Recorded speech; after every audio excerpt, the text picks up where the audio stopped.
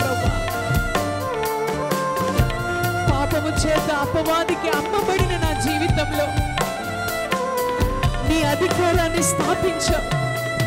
నీ రాజదండమును నాకు ఇచ్చావు. అధికార ఉంగరమును నాకు తొడిగావయ్యా. పరలోకములో క్రీస్తు కుడి పార్శ్వమున కూర్చోబెట్టి నువ్వు ఇచ్చిన స్థితి కొరకు వందనాలయ్యా.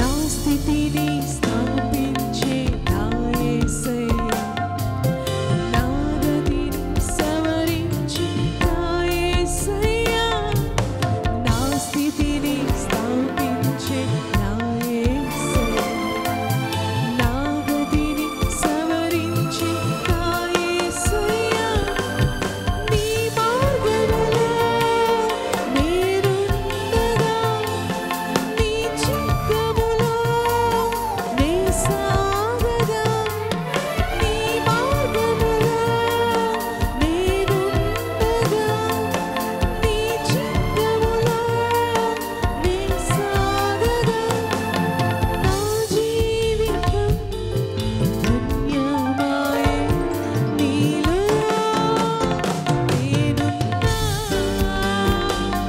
నీలో జీవిస్తున్నా, నీలో నేనున్నా, నీలో జీవిస్తున్నా. ఆశ్చర్యమే ఆశ్చర్యమే నీవు నాకు ఆశ్చర్యమే, అద్భుతమే అద్భుతమే నీదు శక్తి, అద్భుతమే ఆశ్చర్యమే ఆశ్చర్యమే నీవు నాకు ఆశ్చర్యమే, అద్భుతమే. yes lord, ఈ మట్టి దేహములో నువ్వు ఉంచిన మహిమ ఆశ్చర్యమైనదయ్యా. నా జీవితము కొరకు నువ్వు కలిగి ఉన్న తలంపులు అద్భుతమైనవి ప్రభువా. నువ్వు ఊహించుకున్నట్లు ఉండబోవట్లేదు నీ జీవితము. నీ కొరకు దేవుడు ఉన్నతమైన కార్యాలు చేయబోతున్నాడు. ప్రతి విషయంలో ఆయన అధికారానికి ఒప్పుకో. ఆత్మను అనుసరించి క్రమముగా నడుచుకుందాం. శరీర ప్రకారము మనసు ప్రకారము జీవించొద్దు. ఆయన ఆత్మ చేసే పరిచర్యకు లోపరుచుకుందాం. ప్రతి నిర్ణయము నీ ఆత్మలో నుండి నేను పొందుకుంటానయ్యా. నా మార్గ నిర్దేశకం ఈ రోజు నుంచి ఆత్మలో నేను పొందుకుంటాను ప్రభువా. ఆశ్చర్యమే నీదు శక్తి, అద్భుతమే ఆశ్చర్యమే ఆశ్చర్యమే నీవు మాకు ఆశ్చర్యమే, అద్భుతమే అద్భుతమే నీదు శక్తి, అద్భుతమే. నా ప్రార్థన వినువాడవే, నా రోదన కనువాడవే, నా ప్రార్థన వినువాడవే, నా రోదన కనువాడవే, నా వేదనలన్నీ కనుమరుగానే, నా వేదనలన్నీ కనుమరుగా, నీలో నేనున్నా, నీలో జీవిస్తున్నా, నీలో నేనున్నా, నీలో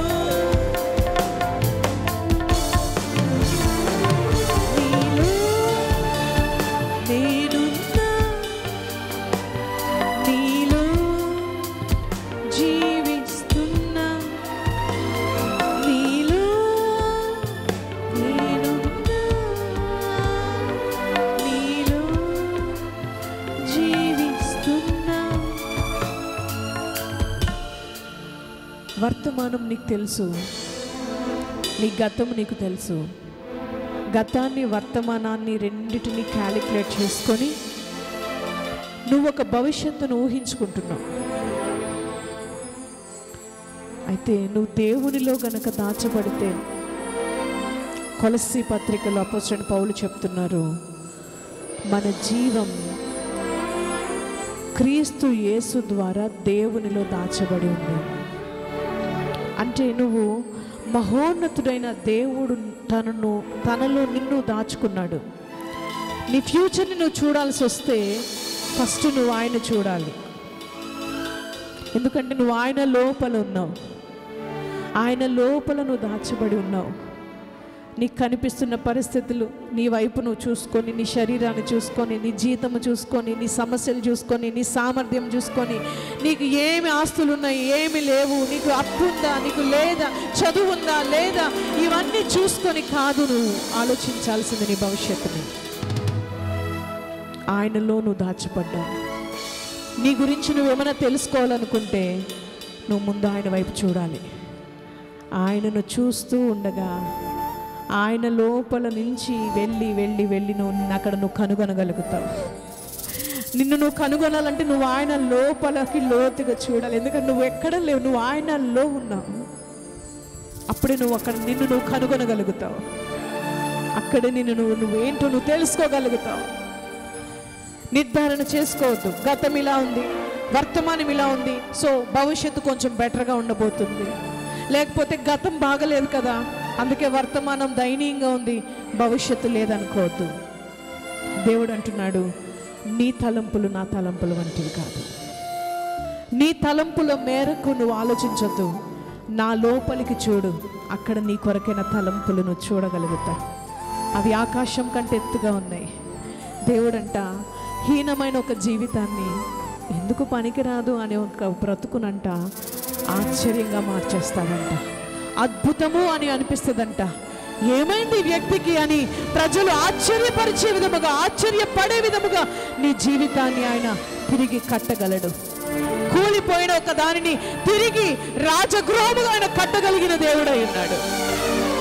ఏడుపులు గందరగోళం ఉన్నటువంటి ఆ పరిస్థితుల్లో నుంచి సునాదములు ఆయన వినిపింప చేయగలడు. ఎండిపోయింది ఇది మొత్తు అనుకున్న దానిలో నుంచి ఒక క్రొత్త చిగురును పుట్టించి దానిని మహావృక్షముగా వృద్ధి చెందించగలడు. తరతరములకు నిన్ను శోభాతిశయముగా చేయాలని దేవుడు అనుకుంటున్నాడు. నువ్వు అనుకుంటున్నావు, నేను బ్రతికినన్ని దినాలు సౌఖ్యంగా బ్రతుకుదాము, క్షేమంగా బ్రతుకుదాము, సమృద్ధిగా బ్రతుకుదాము, కొంచెం సంపాదించుదాము, కొంచెం పేరు ప్రతిష్టలు తెచ్చుకుందాము, నాకంటూ ఒక ఘనతను నేను ఏర్పాటు చేసుకుందాము అని మీరు అనుకోవచ్చు. కానీ దేవుడు ఏం ఆలోచిస్తున్నాడో తెలుసా? ఈ లోకంలో నీ సమయం అయిపోయిన తర్వాత, నీ శరీరం మట్టిలో కలిసిపోయిన తర్వాత కొన్ని తరముల వరకు నిన్ను శోభాతిశయముగా చేయాలనుకుంటున్నాడు. కొన్ని తరముల వరకు నిన్ను ఒక ప్రవహించే వ్యక్తిగా చేయాలనుకుంటున్నాడు దేవుడు. హల్లెలూయా. ఎప్పుడు ఆయన నిర్ణయాలే బాగుంటాయి, ఎప్పుడు ఆయన ఆలోచనలే సరిగ్గా ఉంటాయి, ఎప్పుడు మనకంటే ఆయనే మంచి తలంపులు కలిగి ఉంటారు. కాబట్టి ఆయన సర్వాధికారానికి మనలను మనం అప్పగించుకుందాం. నా చిత్తం కాదు ప్రభువా, నీ చిత్తమే నాలో జరగాలి. అది నాకు సౌఖ్యంగా ఉన్నా లేకపోయినా, అది నాకు కష్టంగా ఉన్నా ఇష్టం లేకపోయినా, నీ చిత్తమే నాలో జరిగించు.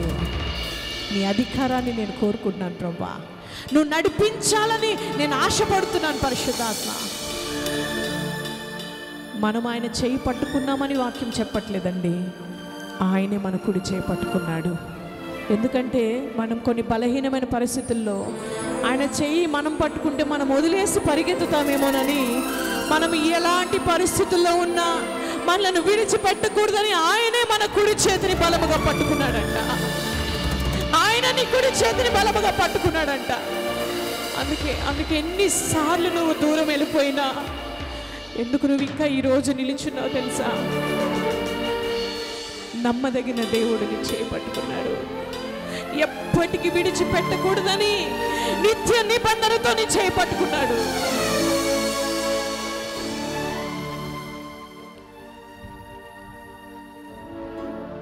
ఆశ్చర్యమే ఆశ్చర్య